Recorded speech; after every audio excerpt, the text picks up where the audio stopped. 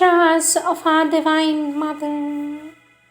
Our Divine Mother says the most important is a steady, quiet endurance that does not allow any upsetting or depression to interfere with your progress.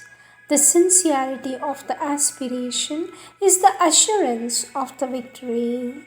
With always our love and blessings, is our Divine Mother.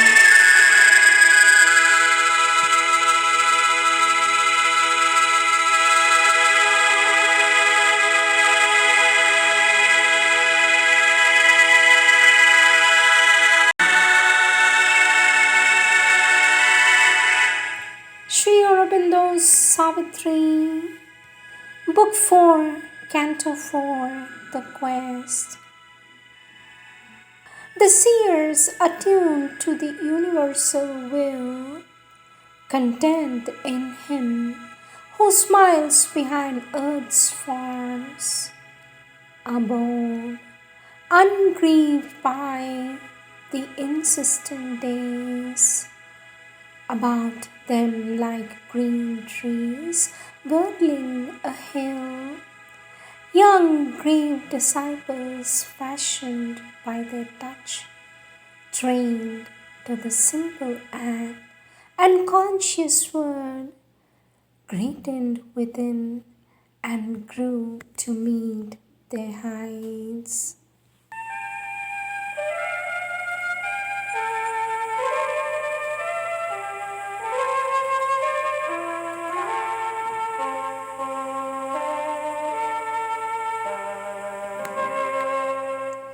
Darshan Day Messages, 24th November 1933, Siddhi Day. Our Divine Mother says, if we allow a falsehood, however small it may be, to find expression through our mouth or our pen, how can we hope to become the perfect messengers of the truth? The perfect servant of the truth must abstain from even the slightest inexactitude, exaggeration, or deformation.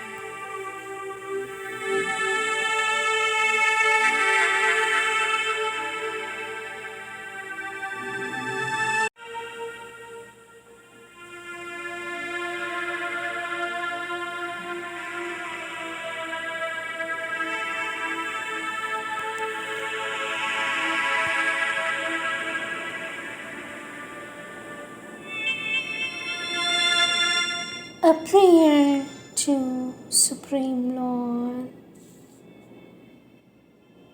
Thy peace, O Lord, a boon within to keep, amid the roar and ruin of wild time. For the magnificent soul of man on earth, thy calm, O Lord, that bears thy hands of joy. Thy calm, O Lord, that bears thy hands of joy. Thy oneness, Lord, in many approaching hearts, my sweet infinity of thy numberless souls. Thy energy, Lord, to seize on women and man, to take all things and creatures in their grief and gather them into a mother's arms. Thy embrace, which rends the living knot of pain. Thy joy, O Lord, in which all creatures breathe. Thy magic flowing waters of deep love. Thy sweetness give to me for earth and men.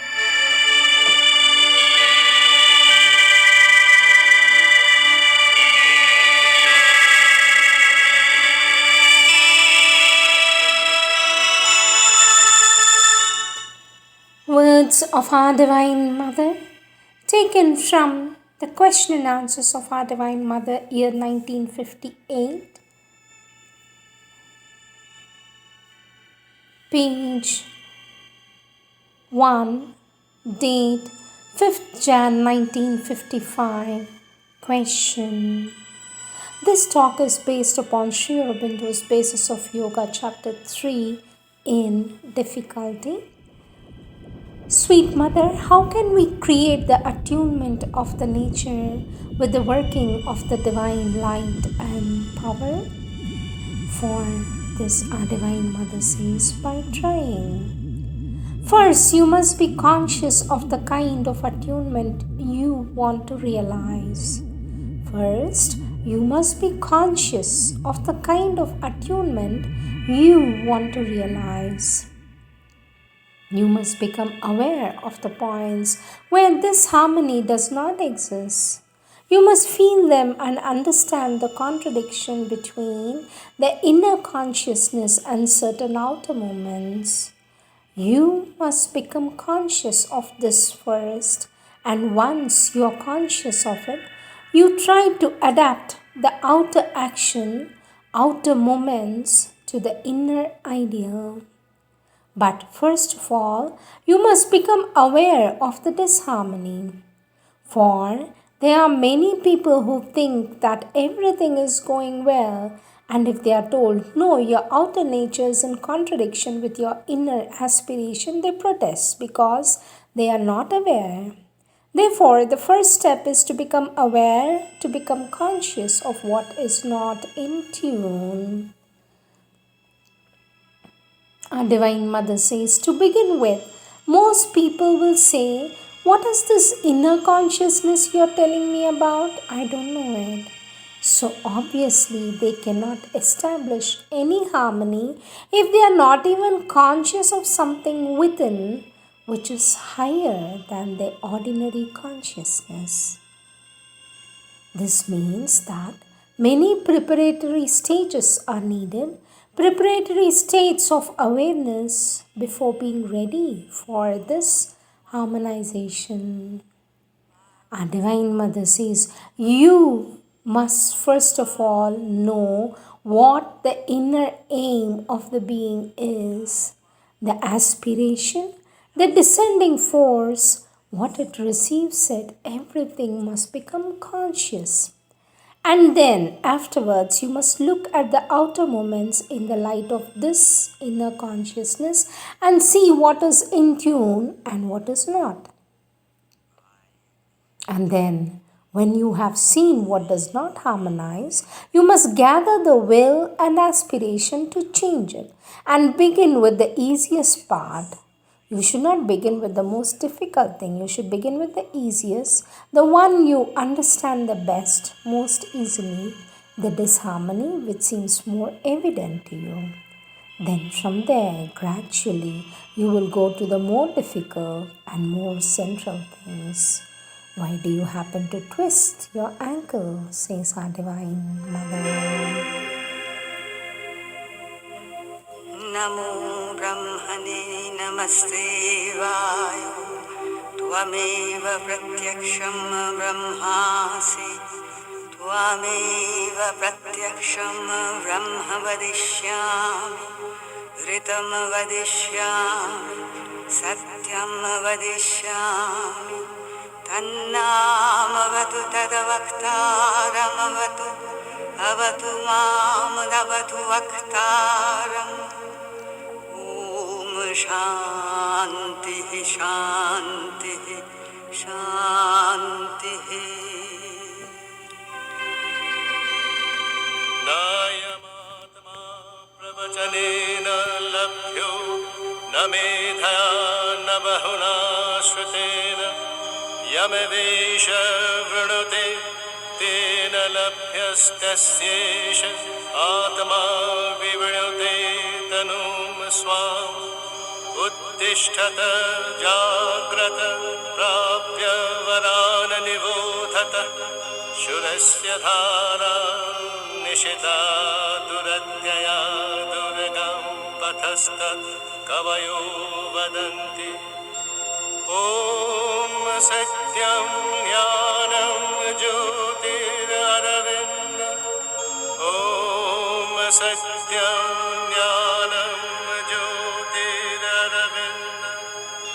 Sharanam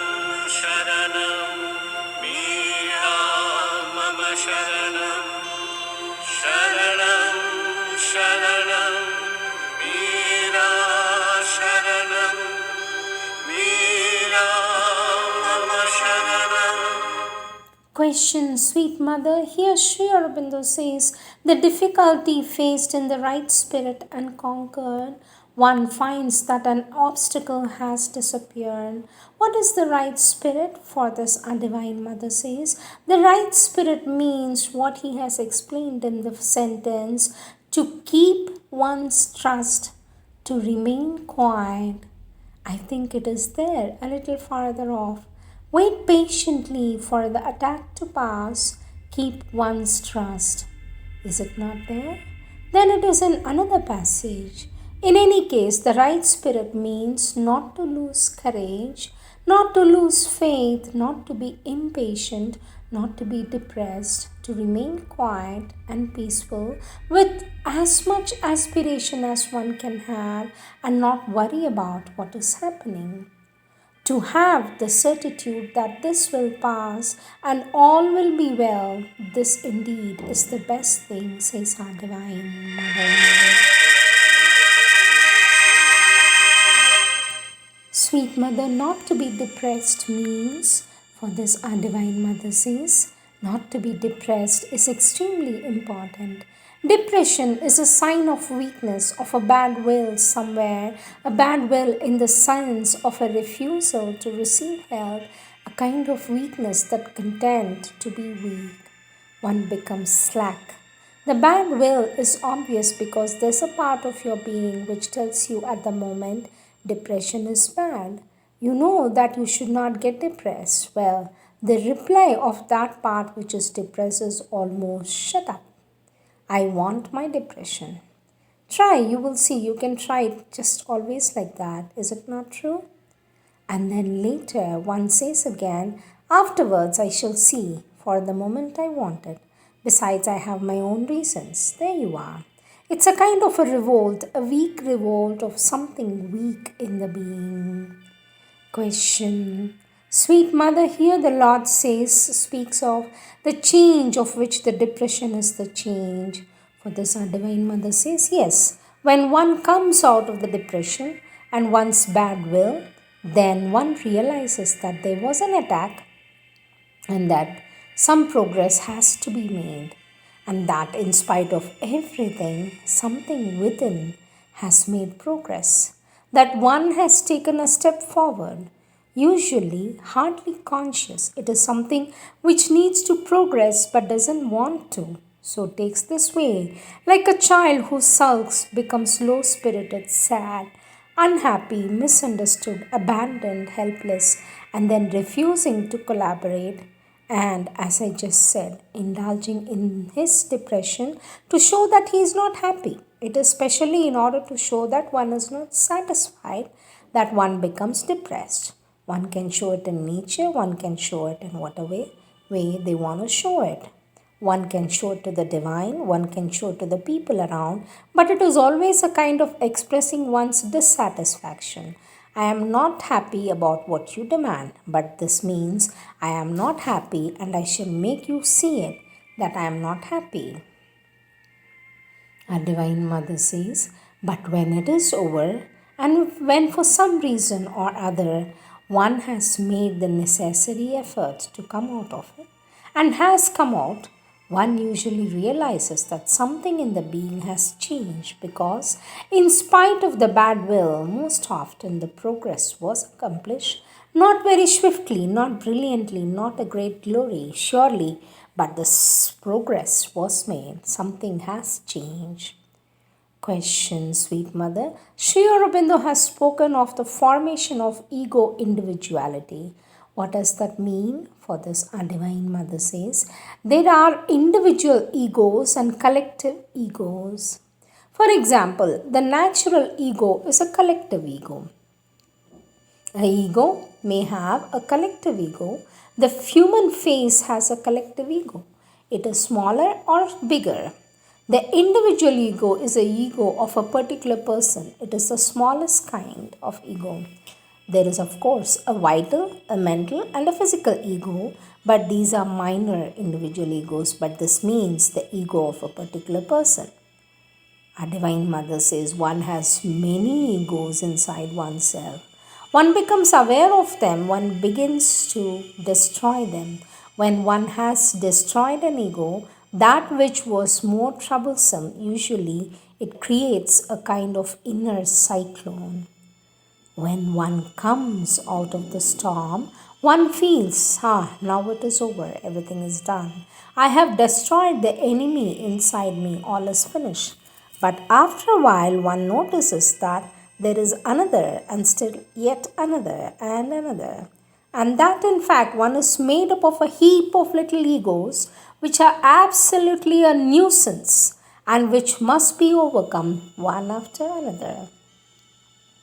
For this, the child says, Sweet mother, ego means what? For this, our Divine Mother says, I think it is the ego which makes each one a separate being in all possible ways. It is the ego which gives the sense of a being separate from others. It is certainly the ego which gives you the sense of a I. I am, I want, I do, I exist. Even the very famous I think, therefore I am, which is, I'm sorry, but I think it is a stupidity, but still it is a celebrated stupidity. Well, this too is the ego. What gives you the impression that you are is the ego, and that you are altogether different from this one and that one. And what prevents your body from melting away like that, dissolving in a common mass of physical vibrations? And what gives you the impression that you are is the ego, and that you are altogether different from this one and that one. And what prevents your body from melting away like that, dissolving in a common mass of physical vibrations, is the ego. What gives you a definite form, a definite character, a separate consciousness, the sense that you exist in yourself independently of all others, indeed, something like that. If one does not reflect, spontaneously one has the sense that even if the world disappeared, one would be there. What would remain what one is? This is, of course, the superego. Our Divine Mother says, certainly, if one were to lose one's ego too soon from the mental vital point of view, one should again become an amorphous mass.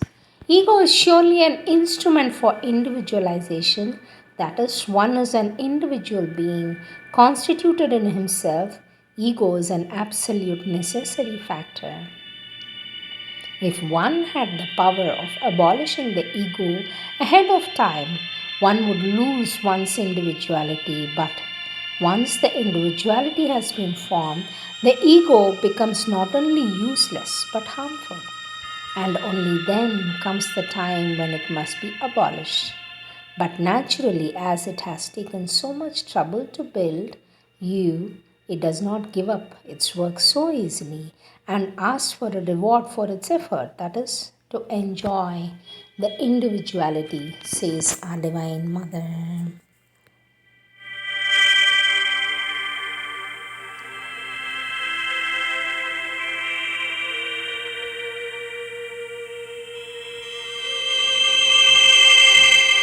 Question, Sweet Mother, what is the work of the higher mind? For this, our Divine Mother says its role. The role of the higher mind, it ought to receive inspirations from above, ought to transmit them in the form of ideas to the most material mind, so that the later may execute things, make formations, serves as an intermediary between the higher up, the higher power, and the active mind. The higher mind is a mind of idea formation and at the same time some understanding of things which are above the most ordinary mentality to explain, clarify general ideas and principles which go beyond them, says our Divine Mother.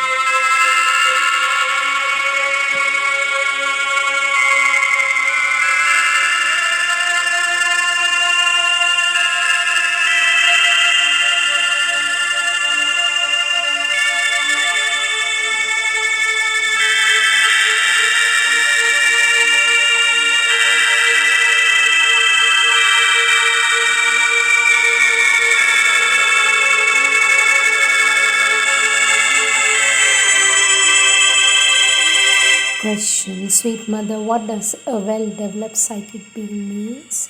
For this, our divine mother says, psychic beings develop slowly from the first divine spark to the formation of a completely constituted being, absolutely conscious and independent.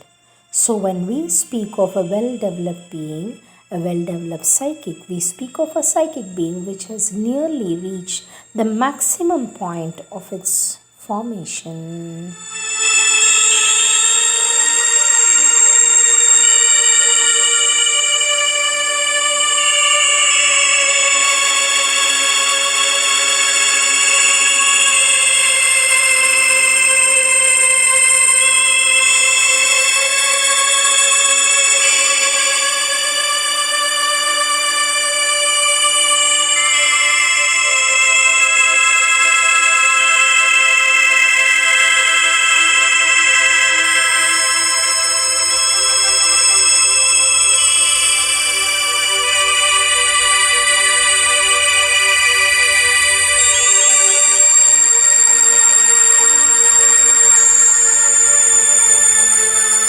Sweet mother, you said the difficulty must have come from distrust and disobedience.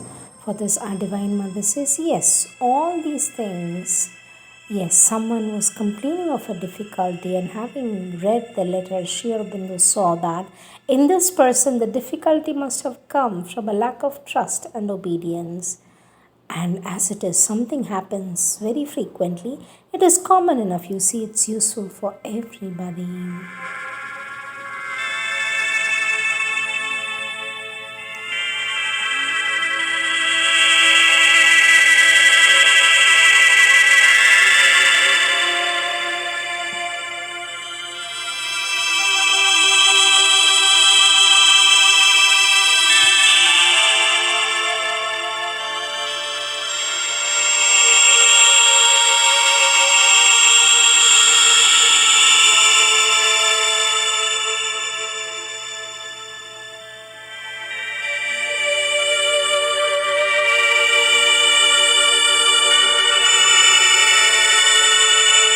Question, sweet mother.